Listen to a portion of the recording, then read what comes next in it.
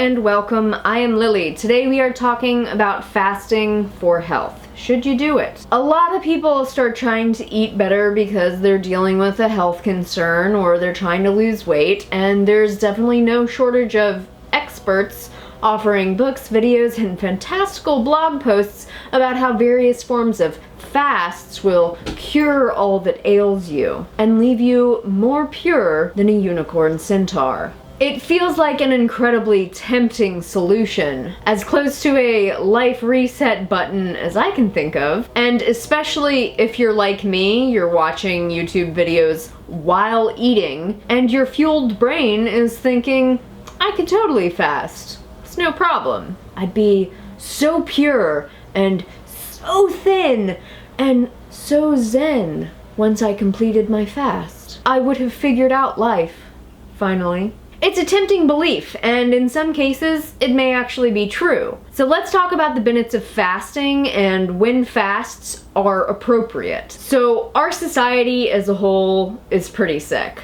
And we're sick with diseases that are brought on by our lifestyle choices. And a lot of those diseases, like hypertension, heart disease, cancer, autoimmune diseases, and type 2 diabetes, heavily increase our risk of sudden death as well as slow, drawn-out, incredibly painful deaths. So understandably, there's a sense of urgency in treating these conditions. Additionally, many of us are thoroughly entrenched, both physically and mentally, in addiction-driven dietary patterns, which are caused by hyper-palatable, modern processed foods and perpetuated by constant stress and our familial cultures. Breaking free of these patterns in time to save our health is a genuine struggle for a lot of people with serious diseases. In these types of cases, medically supervised fasting can be life-saving and a really effective way to reset the body and reverse many of these diseases very quickly. And yes, medically supervised is an important qualifier in that sentence. I know that some people have claimed that they've done water fasts or juice fasts, and they have claimed that they've been successful at that, but it's risky. It is really, really risky, especially if you're dealing with a chronic disease, and especially if that disease requires medication. There are treatment centers like True North in California that provide live-in fasting programs that are sometimes covered by health insurance.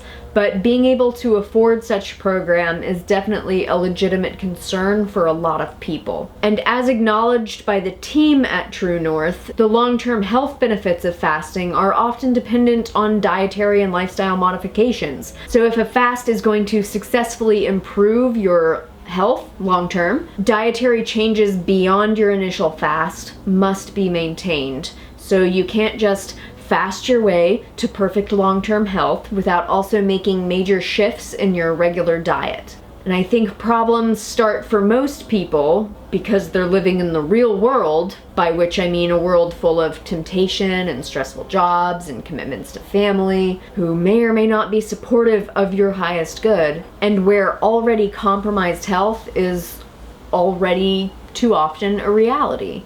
And when these people partake of an unsupervised at-home water fast, they run into problems. Oftentimes, this leads to a roller coaster of starving, having cravings, then caving to those cravings, then eating a large amount of unhealthy food, then a guilt-induced bout of starvation, followed by more binging, and so on. I've seen a number of people become obsessive and unhinged during this process of trying to complete a water fast. Similar situations can happen during the refeeding phase of a fast, where after a time of deprivation, intense cravings leads to the consumption of a ton of food, healthy or otherwise. And because our bodies do not like losing weight quickly, it's more likely than not that the lost weight will be gained back. I don't want to imply that this happens to everyone, but it's really, really common, and the result is worsening health.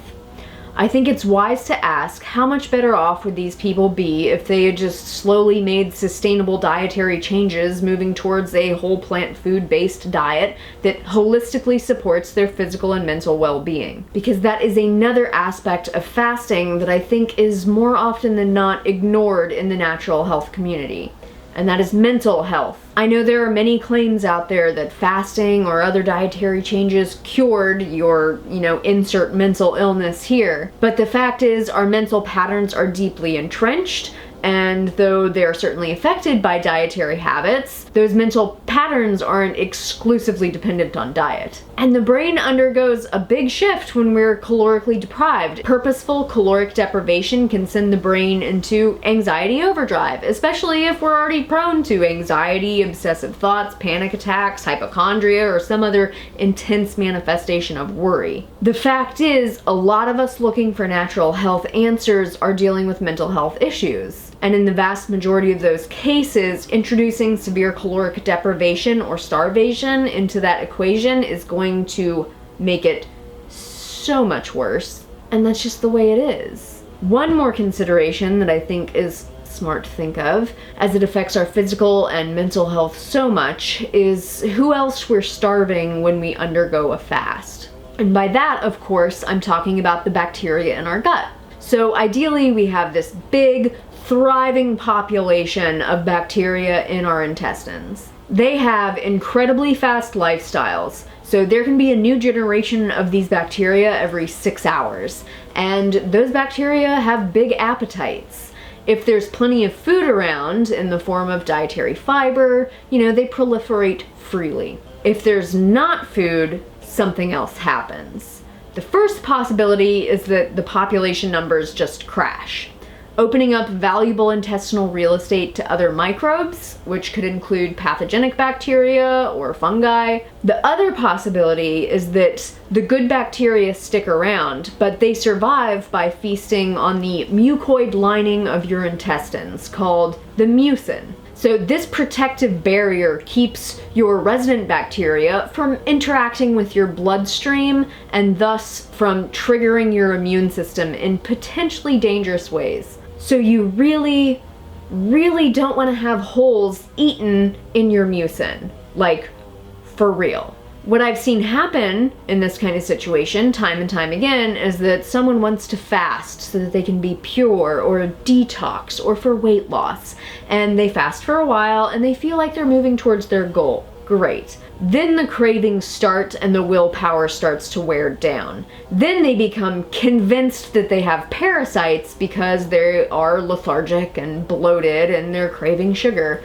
Probably because holes are being eaten in their mucin, but whatever. Then they get convinced that they have candida, which, at this point, with what you've done to your gut, maybe you do. Because they have caloric deficiency-induced mind fog, right? Then they realize that they need colonics, because they're not pure enough yet. They just need to keep detoxing. And then, at some point, they find Robert Morse and start believing that lymph fluid doesn't go into the bloodstream, it's filtered by the kidneys.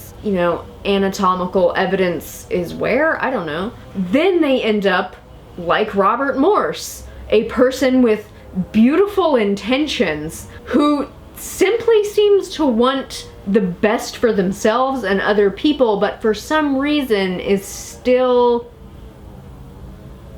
obese and unhealthy.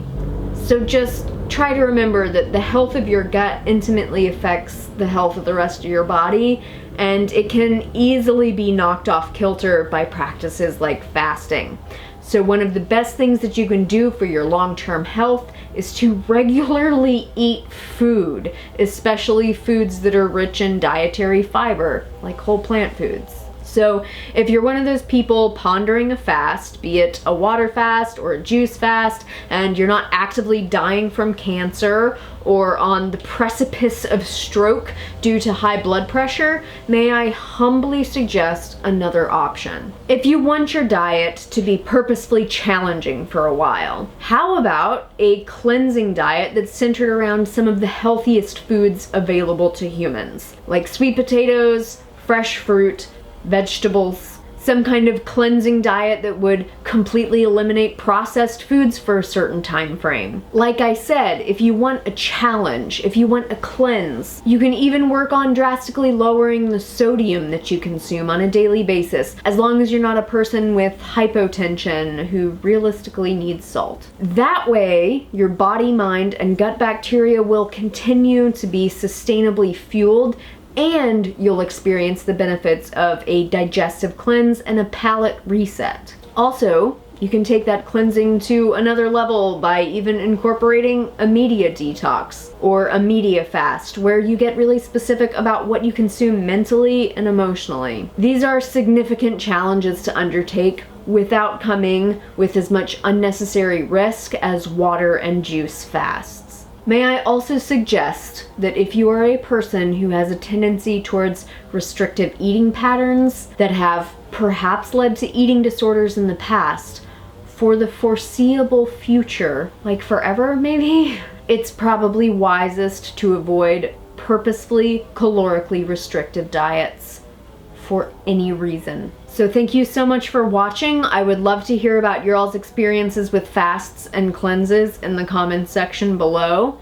Please don't forget to subscribe, even if you have subscribed before, as many of my subscribers have been being automatically unsubscribed by YouTube. And also consider ticking that little bell next to the subscribe button so that you'll be notified when I post a new video. As always, make better choices for yourself. No one else is gonna do it for you. And take really, really good care. I will see you all very soon. Levi went back to work today. Petunia is sick. I miss my daddy. I miss him too, Petunia. Hey, look, twinsies.